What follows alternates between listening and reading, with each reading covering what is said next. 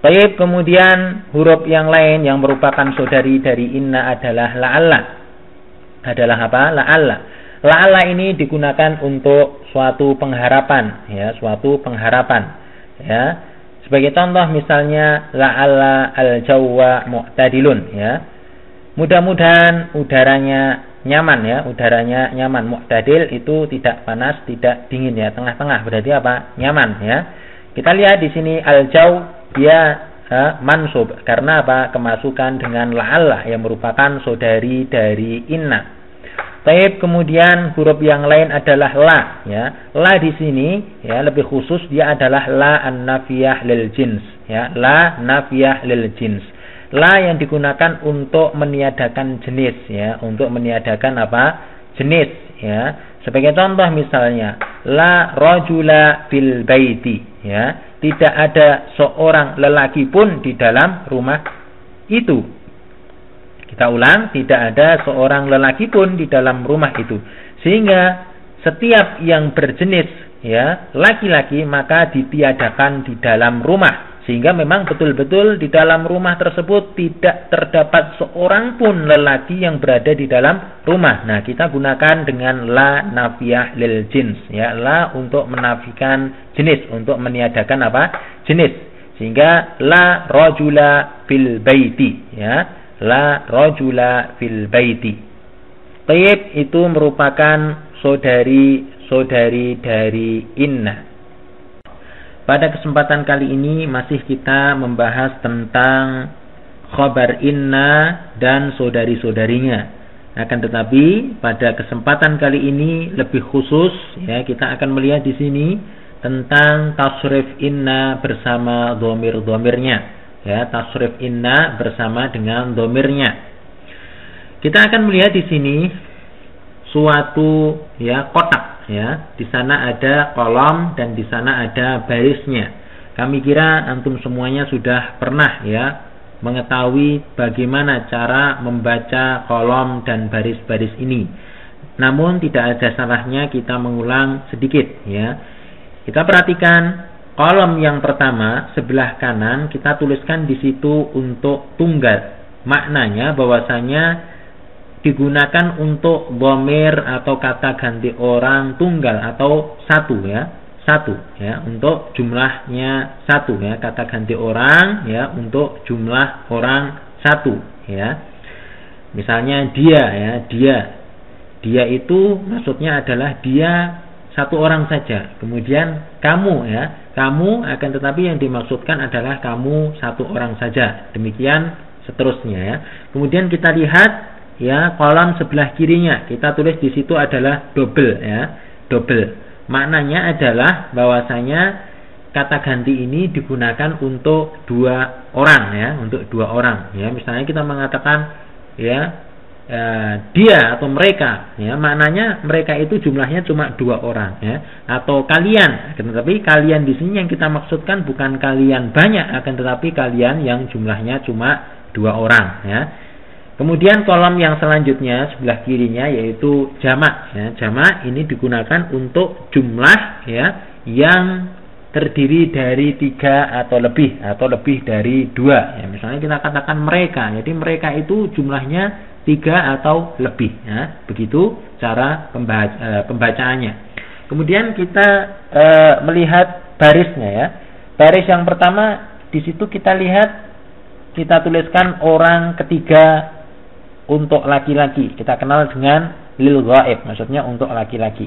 Maknanya ini digunakan untuk orang ketiga, ya, akan tetapi yang dia berjenis kelamin laki-laki. Misalnya, ya, dia, ya, misalnya dia itu kan orang ketiga. Akan tetapi dia di sini masih mempunyai dua kemungkinan, dia laki-laki atau dia perempuan, ya. Yang kita maksudkan di sini dia adalah dia laki-laki, ya. Ini untuk ghaib. Kemudian baris selanjutnya yang di bawahnya yaitu lil ghaibah, untuk orang yang ketiga akan tetapi dia itu perempuan, ya. Maknanya misalnya dia, ya, dianya berarti dia perempuan. Kalau mereka berarti merekanya juga mereka perempuan. Nah, kemudian untuk baris selanjutnya yaitu orang kedua, ya, orang kedua tapi di sini untuk laki-laki, lil mukhatab, ya, lil mukhatab. Maksudnya, ya, Untuk orang kedua ya, kamu ya, kamu, akan tetapi di sini kamunya kamu yang laki-laki ya. Demikian pula untuk baris yang setelahnya, yaitu untuk orang ya kedua tapi untuk perempuan, dikenal dengan lil mukhatabah ya. Maknanya jika disebut kamu berarti kamunya kamu perempuan. Kemudian baris yang terakhir yaitu orang pertama, yaitu lil mutakallim ya, bagi orang yang mengucapkan, bagi orang yang ngomong ya. Nah, di sini ada laki-laki, ada perempuan. Maka ini sama saja, laki-laki dan perempuan ya, tidak dibedakan laki-laki dan perempuan, sama saja ya. Kalau dikatakan aku berarti boleh dia menggunakan aku laki-laki atau aku perempuan, penggunaannya sama ya. Sehingga jika dikatakan ini misalnya atau innani, maka boleh yang ngomong ini laki-laki ataupun perempuan. Itu cara pembacanya ya, itu cara pembacaannya. Nah, kita latihan misalnya sejenak. Misalnya kita lihat ya, di sini misalnya kita baca innakum misalnya ya, innakum. Kita lihat innakum, dia berada di kolom ya ketiga ya dari kanan ya, untuk bentuk jamak. Demikian pula dia berada di kolom yang di baris yang ketiga pula, yaitu untuk mukhatab ya, untuk mukhatab orang kedua laki-laki. Berarti maknanya innakum dia untuk jamak ya, untuk jamak ya, penunjukan dhamir atau kata ganti orang jamak, akan tetapi untuk yang berjenis kelamin laki-laki. Sehingga sesungguhnya kalian, tapi kalian di sini kalian yang untuk ya laki-laki ya, karena ini mukhatab ya. Berbeda kasusnya misalnya innakunna, masih bentuknya jamak, akan tetapi ini untuk yang jenis perempuan, sehingga ya kalian, tapi kaliannya adalah kalian ya perempuan. Kalian yang jumlahnya lebih dari 2 orang tapi jenis kelaminnya adalah perempuan ya. Kami kira dapat dipahami, ini hanya sekedar mengulang saja. Nah, dalam pembahasan kali ini, inna dia bisa digabungkan dengan dhamir-dhamir tersebut ya. Dia bisa digabungkan dengan dhamir-dhamir tersebut, sehingga ya inna dia bisa bergabung dengan dhamir yang nantinya dia akan menjadi isim innanya ya, menjadi isim innanya ya. Namun sebelumnya ya, untuk lebih mempermudah, maka kita akan coba menghafalkan ya inna bersama dhamirnya ini. Ya, kita akan coba menghafalkan pelan-pelan urut dari atas ya menuju ke bawah ya.